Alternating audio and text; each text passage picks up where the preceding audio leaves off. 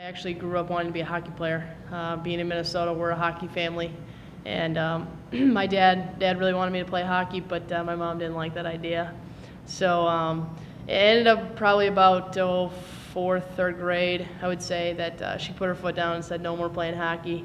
And she's like, why don't you play a nice sport like basketball? And so I ended up trying it out, playing it. Wasn't very happy at first, but it ended up working out for me. So SDSU was actually one of the first schools to send me a recruiting letter.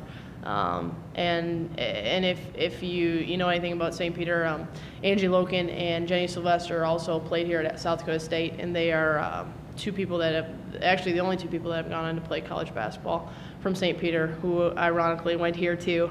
And when I was little, I actually looked up to them quite a bit. They were pretty much, I was in awe of them all the time and wanted to do everything they did. So when I got a letter from South Dakota State, I was pretty excited, and ended up getting to know AJ and Melm really well through recruiting and kept that relationship going, and ended up coming here to go to school.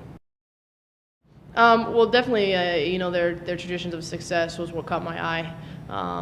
AJ, when I was being recruited, was a brand new coach, and I liked that idea of getting into a new system, a new coach, new ideas. And then when I watched them play, I just loved that they ran up and down the floor. It's been pretty unreal, I guess. A lot of people who would go through the transition would say that it'd be a hard process and that it probably wouldn't be one that you would want to go through. But I feel pretty lucky in the fact that, my freshman year we were able to go to an Elite Eight, and I felt what it was like to be in the NCC and the USD rivalry and all those things that made us up as a Division II school, and then to go through the Division I process and the transition has just been amazing. I mean, I was part of the first Division I win when we beat Kentucky down in the Virgin Islands, and that was just amazing. And to beat Middle Tennessee or Alabama or all those schools, and then to now have the number 19 team in the country coming back on Friday to play at our place is something that when I was being recruited, or even my first year here, was unimaginable. You didn't even think that was a possibility.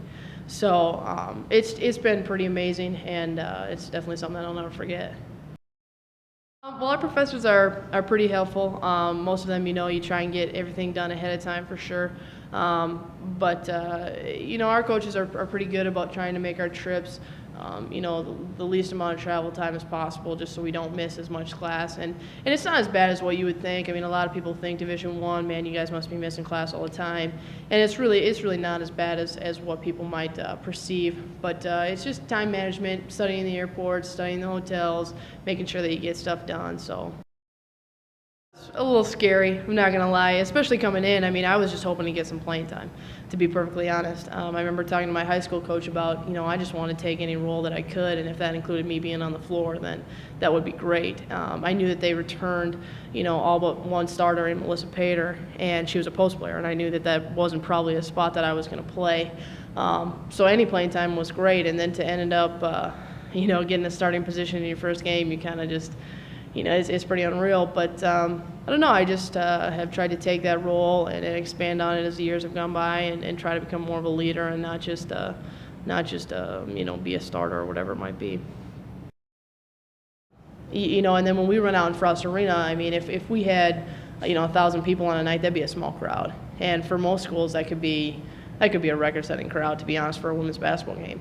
And it's just great, the support, and especially, me being a small-town, hometown kid, I definitely was a little homesick my freshman year. And everybody in the community just kind of took me under their wing and just made me feel like this was my home. And now I do. I mean, I go home and I'm thinking, all right, I got to get back to Brookings, I got to get back home. And it's definitely been a switch, so. Right now I'm doing a little bit of a business minor at the same time, trying to get a little bit of sports administration.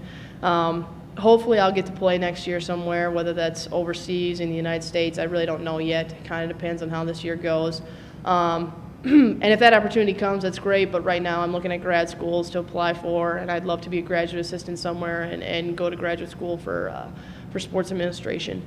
And I'm actually in the process of applying for an NCAA internship, which is about men's and women's Division I basketball, and what you do is you spend the entire year planning the NCAA championships.